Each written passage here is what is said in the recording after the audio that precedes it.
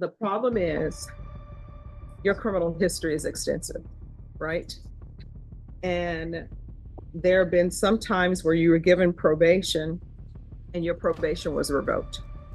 So I'm not going to grant your application for probation. In 2023, CR 5393, State of Texas versus Joshua Espinoza.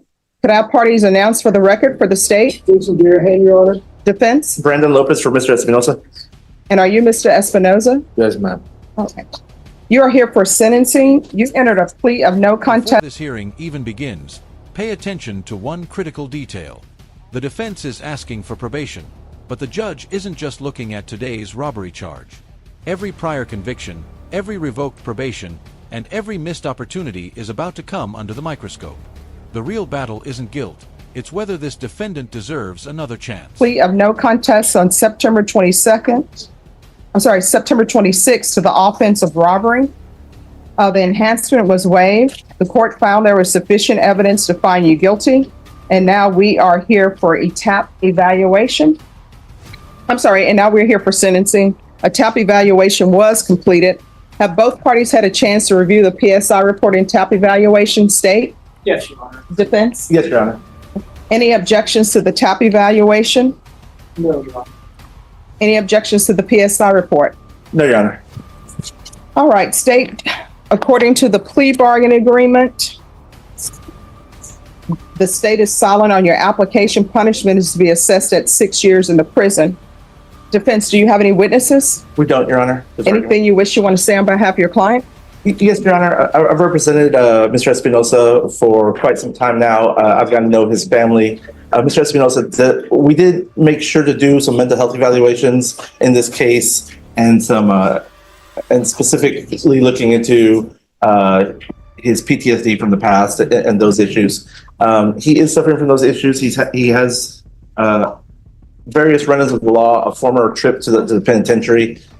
He does suffer from bipolar, from PTSD, from anxiety issues. I believe the recommendation in the PSI, or one of the recommendations, was that he'd be a good candidate for DDRF. I've spoken with my client about that. He would be open to doing DDRF if the court were to grant probation. Otherwise, he's just asking for an opportunity to prove to the court that he's capable of living outside in society and being a productive citizen. All right, so part of my concerns is his criminal history. Yes, Your Honor. And he has a previous aggravated robbery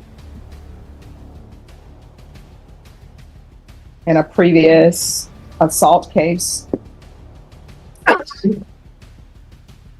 And he's been on probation before, and his probation was extended. I just don't think he's a good candidate for probation. This is the turning point. The defense is painting a picture of someone struggling with mental health, hoping treatment outweighs punishment. But judges must balance compassion with public safety. The question now becomes, do these circumstances justify probation, or has the defendant already exhausted every opportunity the justice system could offer? I tell you what, let's do this. I don't think he's a good candidate for probation. I do understand that there are mental health issues, and for them to say that they want DDRF tells me something. It tells me that his mental health is such a state that they want him to be in inpatient. Right.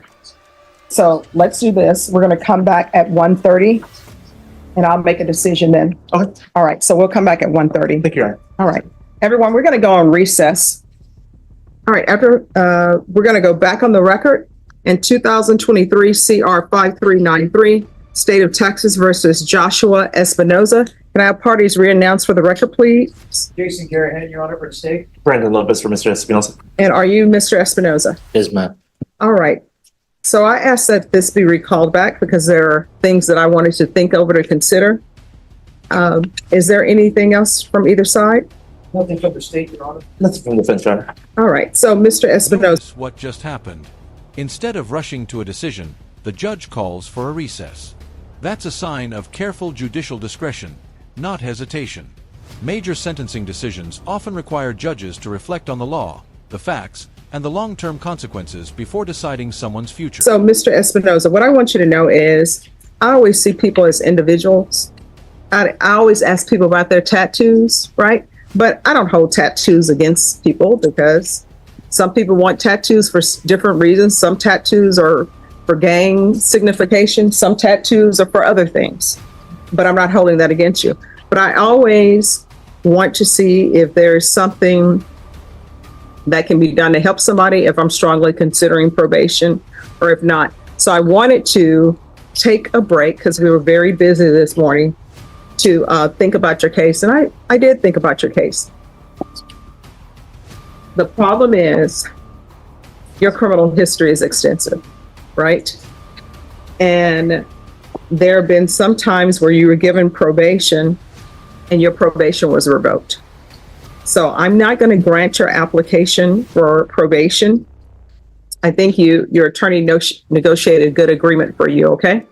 But what I can tell you is at the prison, if you want to, I can request the therapeutic community. Whether or not you get in that program or not, part of it is going to depend on you because I can't force them to place you in the program.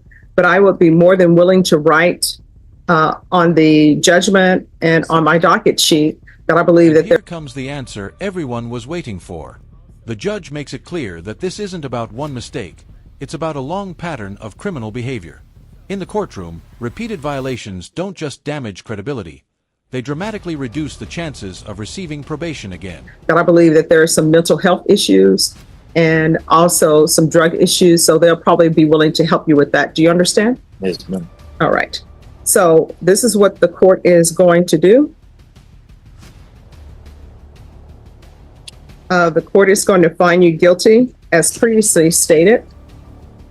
The court will sentence you to just 6 years in the prison, give you credit for any time served, and I'll do a request for the therapeutic community.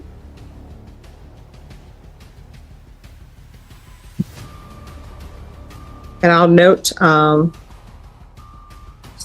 that defendant has mental health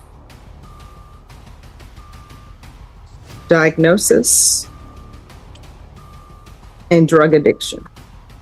The sentence is now official, 6 years in prison. But notice the judge doesn't ignore the defendant's personal struggles. By recommending therapeutic treatment, the court sends a powerful message. Accountability and rehabilitation can exist together, but treatment doesn't erase the consequences of repeated crimes. All right, is there anything else with regards to sentencing? No further, Your Honor. Statement. All right, I'm going to show you what's entitled Trial Court Certification of Defendant's Rights to Appeal. Did you review that with your attorney? Did you understand it? And did you sign it? Yes, ma'am. All right, because this is a plea bargain agreement, because I followed your plea bargain agreement, and because you waived your right to appeal, you do not have the court's permission to appeal. Because this is a felony conviction, you're not allowed to own or possess any weapons or ammunition. If you have a question over what a weapon or ammunition is, you'll need to speak to the attorney. Do you understand? Yes, ma'am. All right, we can go off the record. So do not get institutionalized at the prison. Try to better yourself so you don't end up back in that situation. Good luck to you, okay? This case leaves behind a bigger question than one man's sentence. Should repeat offenders continue receiving second chances, or does public safety have to come first? Let us know where you stand, because this courtroom decision is guaranteed to spark a serious debate.